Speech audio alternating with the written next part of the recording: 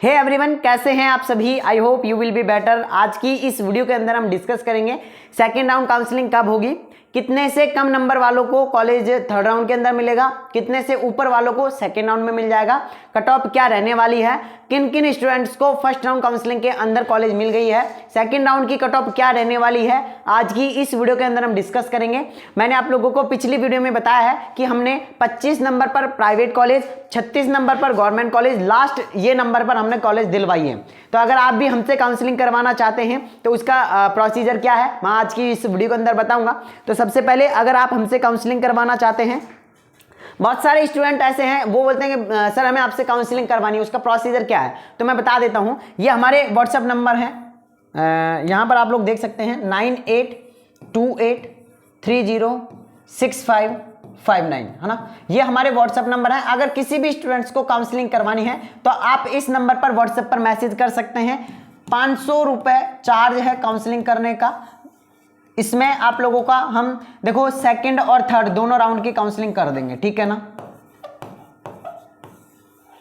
500 रुपए में। और ये जो पेमेंट है वो नॉन रिफंडेबल है। तो अगर किसी भी स्टूडेंट को करवानी है, और देखो 90% हमारा चांस ये रहेगा कि हम आपको सेकेंड राउंड काउंसलिंग के अंदर जो है आप लोगों को कॉलेज दिलवा दें। बाई चांस नहीं मिलेगी तो हम थर्ड राउंड की काउंसलिंग भी सेम 500 रुपए के पेमेंट में आप लोगों की कर देंगे। तो किसी भी स्टूडेंट्स को करवानी है तो 9828306559 इस नंबर पर आप व्हाट्सएप पर मैसेज कर सकते हैं।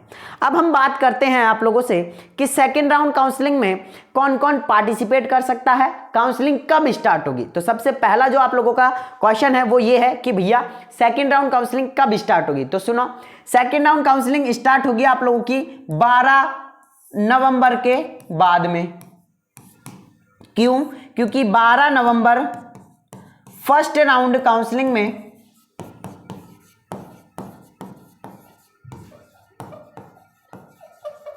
रिपोर्टिंग की लास्ट डेट है, ठीक है ना,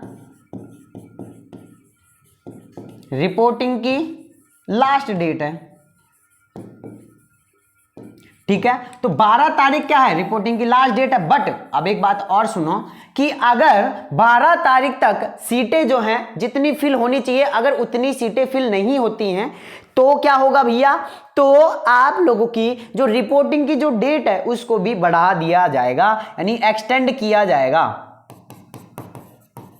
एक्सटेंड किया जा सकता है बट नॉट कंफर्म, किया जा सकता है बट अभी कोई कंफर्मेशन नहीं है। तो 12 तारीख तक सभी स्टूडेंट जिनको भी कॉलेज अलॉट हो गई है सभी अपनी कॉलेज में जाकर रिपोर्टिंग करवा सकते हैं, ठीक है। अब एक बात भैया, हमें जो कॉलेज अलॉट हुई है वो प्राइवेट, देखो बहुत सारे स्टूडेंट्स का डाउट है कि हम जो है फर्स्ट राउंड काउंसलिंग के अंदर रिपोर्टिंग नहीं करवा रहे,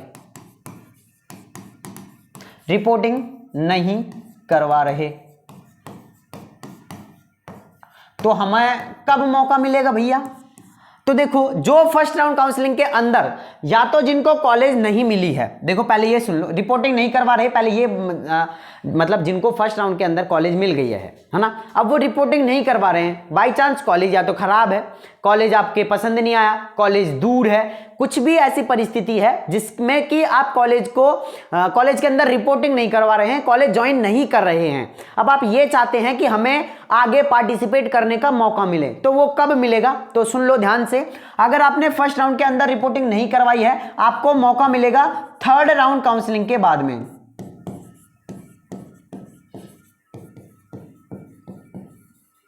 थर्ड राउंड काउंसलिंग के बाद में आपको क्या मिलेगा, मौका मिलेगा,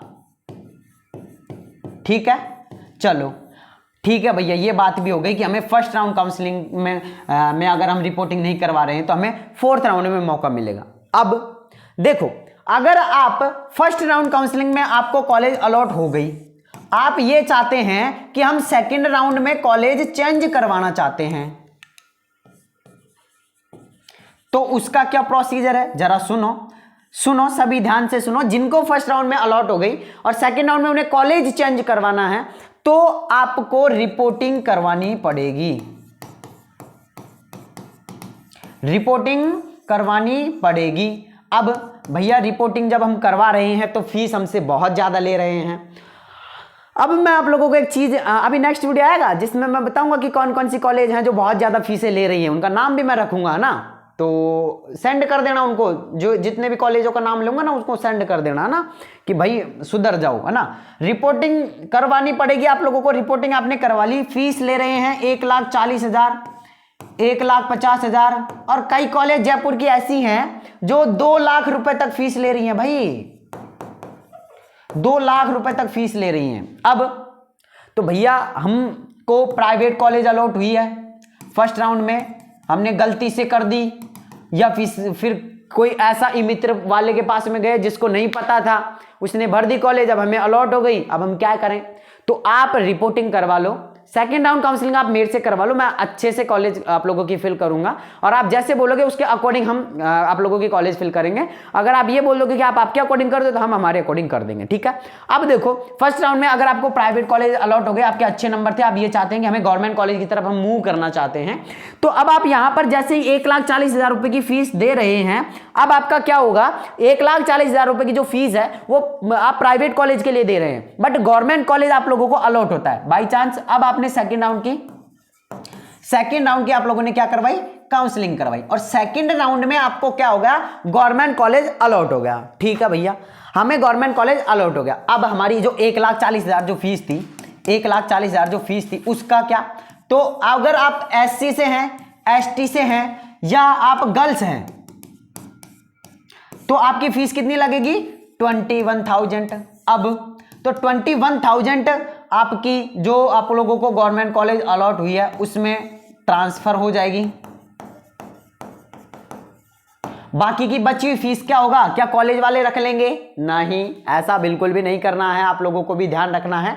अगर आपको गवर्नमेंट कॉलेज अलॉट हो गई है, आप अपना रिपोर्ट जो आप लोगों का अलॉटमेंट लेटर है वो लेके जाइए कॉलेज के अंदर जहां भी आपने रिपोर्टिंग करवाई है। सर हमने पहले यहाँ पे रिपोर्टिंग करवाई थी, अभी हमने चेंज करवाई है, हमें दूसरी कॉलेज अलॉट हो गई है, आप हमारा पैसा रिफंड करें, आप हमारे डॉक्यूमेंट्स यहाँ से रिफंड करें, मतलब वापिस दें, और हमारा जो मतलब यहाँ पे हमारा जो एडमिशन हो रखा है उसे आप कैंसिल कर दो।